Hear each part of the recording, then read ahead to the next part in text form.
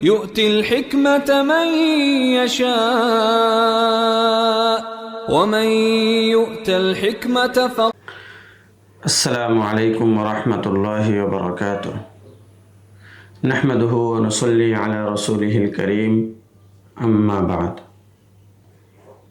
আজকের এই দরসে আমরা আলোচনা করব হাদিস সংরক্ষণের তৃতীয় পদ্ধতি কিতাবত বা সংকলন সম্পর্কে। হাদিস সংরক্ষণের তৃতীয় পদ্ধতি হলো হাদিসকে লিপিবদ্ধ করা। ঐতিহাসিকভাবে হাদিস লিপিবদ্ধ করাকে চারটি স্তরে ভাগ করা যায়। নাম্বার 1, বিভিন্নজন বিক্ষিপ্তভাবে হাদিসগুলোকে লিপিবদ্ধ করা। 2 নম্বর, ব্যক্তিগত নোটবুকে বা ডায়েরিতে হাদিস লিপিবদ্ধ করা, যা মূলত ব্যক্তিগত মুখস্থ হাদিসেরই সংকলন। 3 নম্বর, গ্রন্থাকারে হাদিস সংকলন করা, তবে বাব, পরিচ্ছেদ এবং অধ্যায় হিসেবে বিভক্ত করা ব্যতীত। 4 নম্বর স্তর হলো অধ্যায় এবং পরিচ্ছেদ আকারে গ্রন্থাকারে হাদিস লিপিবদ্ধ করা। উক্ত 4 প্রকারের মধ্য থেকে প্রথম 2 প্রকারের সংকলন রাসূল করিম সাল্লাল্লাহু আলাইহি ওয়াসাল্লাম এবং সাহাবীদের যুগে প্রচলিত ছিল। সাধারণত হাদিস অস্বীকারীরা বলে থাকেন রাসূল করিম সাল্লাল্লাহু আলাইহি ওয়াসাল্লামের যুগে, সাহাবীদের যুগে হাদিস সংকলন করা হয় নাই বা লিপিবদ্ধ করা হয় নাই। এ সম্পর্কে তারা একটি দলিল পেশ করে থাকেন মুসলিম শরীফের একটি হাদিস দিয়ে। রাসূলুল্লাহ সাল্লাল্লাহু আলাইহি ওয়াসাল্লাম বলেছেন, লা তাকতুবু আন্নি ওয়া মান কাতাবা আন্নি গায়রাল কুরআন ফালইয়ামহুহু। তোমরা আমার কোনো হাদিস লিখো না, কোরআন ব্যতীত যদি কেউ আমার থেকে কোনো কিছু লিখে থাকে তাহলে সে যেন সেটা মুছে ফেলে। হাদিস অস্বীকারীরা বলেন, এই হাদিস থেকে বোঝা যায় রসুলের যুগে কোনো হাদিস লেখা হয় নাই, এবং এটাও বোঝা যায় যে হাদিস হুজ্জাত বা প্রামাণ্য নয়। তাদের এই ভ্রান্তির উত্তর হলো যে ইসলামের প্রাথমিক যুগে বিশেষ একটি কারণে হাদিস লিখতে রাসূল করিম সাল্লাল্লাহু আলাইহি ওয়াসাল্লাম নিষেধ করেছিলেন। কারণটি হলো, ইসলামের প্রথম যুগে তখনও কোরআন কারীম গ্রন্থাকারে এক মলাটে কোনো একটা কপিতে সংরক্ষিত ও সংকলিত ছিল না, একসাথে সংকলিত ছিল না। অন্যদিকে সাহাবায়ে কেরাম রাদিয়াল্লাহু তাআলা আনহুম তখনও কোরআন কারীমের বর্ণনা ভঙ্গি এবং উসলুব সম্পর্কে ভালোভাবে অবগত হতে পারেন নাই। তাদের মধ্যে এতটুকু যোগ্যতা আসে নাই যে কোরআনকে হাদিস থেকে পৃথক করবেন। এই জন্য রাসূল করিম সাল্লাল্লাহু আলাইহি ওয়াসাল্লাম প্রাথমিক পর্যায়ে হাদিসকে লিখতে নিষেধ করেছেন, যেন হাদিস কোরআনের সাথে মিশ্রিত না হয়ে যায়, যা পরবর্তীতে হাদিসকে কোরআন থেকে পৃথক করা কঠিন হয়ে দাঁড়াবে এবং মানুষ হাদিসকেও কোরআন মনে করবে। এই জন্য রাসূল করিম সাল্লাল্লাহু আলাইহি ওয়াসাল্লাম নিষেধ করেছেন। পরবর্তী যুগে যখন সাহাবায়ে কেরাম রাদিয়াল্লাহু তাআলা আনহুম কোরআনের ভাষাশৈলী এবং বর্ণনা পদ্ধতি ভালোভাবে আত্মস্থ করে নিলেন এবং হাদিস কোরআনের সাথে মিশ্রিত হয়ে যাওয়ার কোনো আশঙ্কা রইল না, তখন রাসূল করিম সাল্লাল্লাহু আলাইহি ওয়াসাল্লাম শুধু হাদিস লেখার অনুমতিই দেননি, বরং হাদিস লেখার ব্যাপারে উৎসাহ প্রদান করেছেন, অনেক আদেশও করেছেন। নিম্নে আমরা রাসূল করিম সাল্লাল্লাহু আলাইহি ওয়াসাল্লাম কর্তৃক হাদিস লেখার অনুমতি সম্পর্কে বা আদেশ সম্পর্কে কয়েকটি প্রমাণ উল্লেখ করব। হাদিস লেখার ব্যাপারে রসুল করিম সাল্লাল্লাহু আলাইহি ওয়াসাল্লামের আদেশের প্রথম প্রমাণ তিরমিজি শরীফের মধ্যে ইমাম তিরমিজি রহমতুল্লাহি আলাইহি একটি অধ্যায় কায়েম করেছেন, বাবু মা জাআ ফির রুখসাতি ফীহি। এই অধ্যায়ে হযরত আবু হুরায়রা রাদিয়াল্লাহু তাআলা আনহু থেকে একটি হাদিস বর্ণিত আছে। তিনি বলেন, একজন আনসার সাহাবী রসুল করিম সাল্লাল্লাহু আলাইহি ওয়াসাল্লামের মজলিসে বসতেন, রসুলের হাদিস শুনতেন।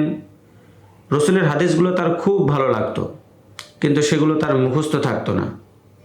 সেই সাহাবী রসুলের নিকটে এই অভিযোগ করলেন, ইয়া রাসূলুল্লাহ, আমি আপনার হাদিস শুনি, খুব ভালো লাগে, কিন্তু সেগুলো মুখস্থ রাখতে পারি না।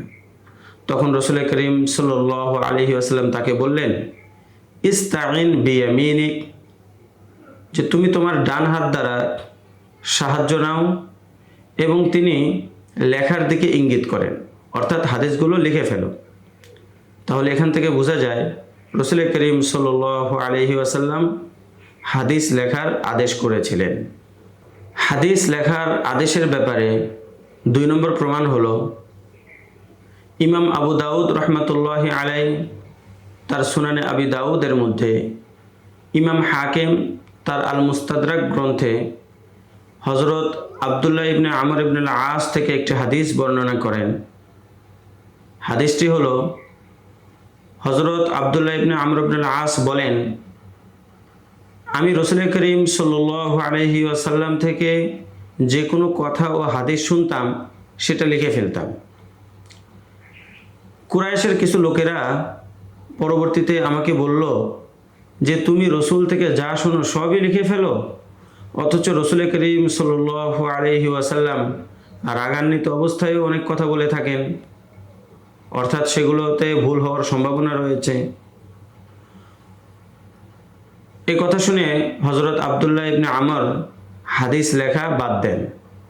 পরবর্তীতে বিষয়টি রসুল করিম সাল্লাল্লাহু আলাইহি ওয়াসাল্লামকে জানান। তখন রসুল করিম সাল্লাল্লাহু আলাইহি ওয়াসাল্লাম বলেন, ফাওয়াল্লাযী নাফসি বিয়াদিহি মা ইয়াখরুজু মিনহু ইল্লা হাক্কুন, কসম সেই সত্তার যার হাতে আমার প্রাণ, এই জবান থেকে কখনো সত্য ব্যতীত মিথ্যা কথা বের হয় না। এবং রসুল করিম সাল্লাল্লাহু আলাইহি ওয়াসাল্লাম হজরত আমর ইবনে আসের ছেলে হজরত আবদুল্লাহকে হাদিস লিখতে আদেশ করেন। হাদিস লেখার আদেশ সম্পর্কে রসুল করিম সাল্লাল্লাহু আলাইহি ওয়াসাল্লামের 3য় হাদিস বা দলিল হলো, মুস্তাদরাকে হাকিমের মধ্যে রয়েছে, রসুল করিম সাল্লাল্লাহু আলাইহি ওয়াসাল্লাম হজরত আবদুল্লাহ ইবনে আমর ইবনে আল আসকে বললেন, কয়্যিদুল ইলমা, কুলতু ওয়া মা তাকয়িদুহু, ক্বালা কিতাবাতুহু। রসুল করিম সাল্লাল্লাহু আলাইহি ওয়াসাল্লাম হজরত আবদুল্লাহ ইবনে আমর ইবনে আল আসকে বললেন, ইলমকে বন্দি করো। তিনি বলেন, আমি বললাম, ইয়া রাসূলুল্লাহ, ইলমকে কিভাবে বন্দি করব? রসুল করিম সাল্লাল্লাহু আলাইহি ওয়াসাল্লাম বললেন, লেখার মাধ্যমে বন্দি করো। হাদিস লেখার আদেশ সম্পর্কে 4র্থ দলিল হলো, হযরত আবু হুরায়রা রাদিয়াল্লাহু তাআলা আনহু থেকে তিরমিজি শরীফের মধ্যে বর্ণিত রয়েছে, রসুল করিম সাল্লাল্লাহু আলাইহি ওয়াসাল্লাম একবার খুতবা প্রদান করলেন। সেই খুতবায় একটি ঘটনা বর্ণনা করলেন।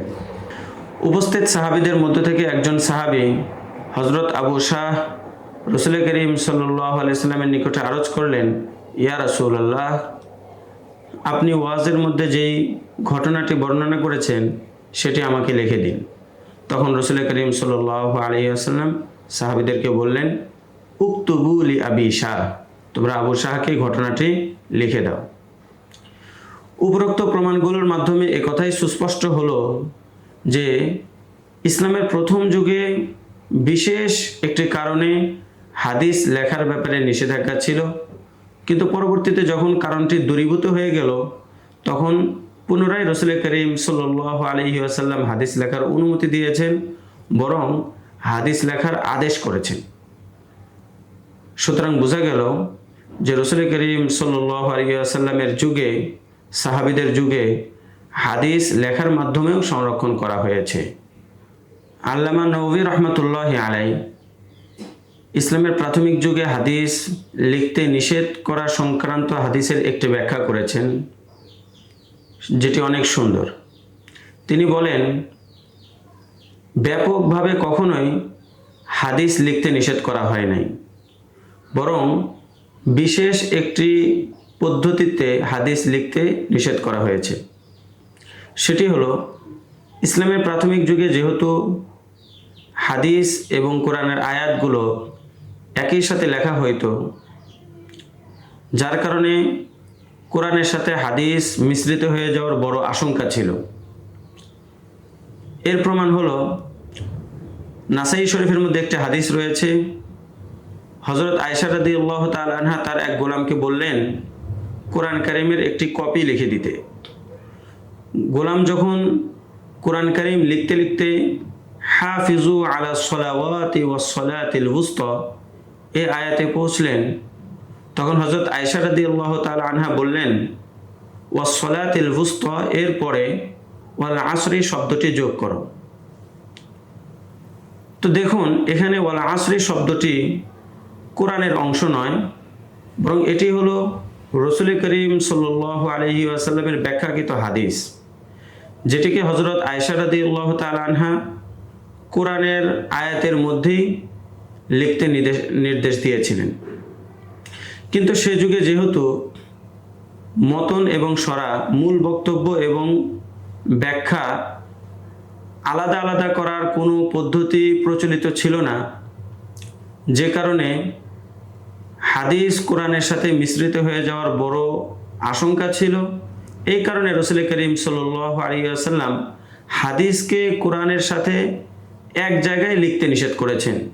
অন্যথায় পৃথকভাবে হাদিসকে, কোরআন থেকে পৃথকভাবে হাদিসকে লিখতে কখনোই তিনি নিষেধ করেন নাই। এতক্ষণ পর্যন্ত আমরা জানতে পারলাম যে রাসূল করিম সাল্লাল্লাহু আলাইহি ওয়াসাল্লাম এবং সাহাবীদের যুগে হাদিস লেখা নিষেধ ছিল না, বরং রাসূল লেখার আদেশ দিয়েছেন। সাহাবায়ে কেরাম রাদিয়াল্লাহু তাআলা আনহুম হাদিস লিপিবদ্ধ করেছেন। পরের দরসে আমরা আলোচনা করব সাহাবায়ে কেরাম রাদিয়াল্লাহু তাআলা আনহুমদের লিখিত পুস্তিকা এবং ডায়েরি সম্পর্কে, যেগুলোতে তারা রাসূলের হাদিস সংকলন করেছিলেন, ইনশাআল্লাহ তাআলা। ومن يؤت الحكمة فقد أوتي خيرا كثيرا وما يذكر إلا أولو الألباب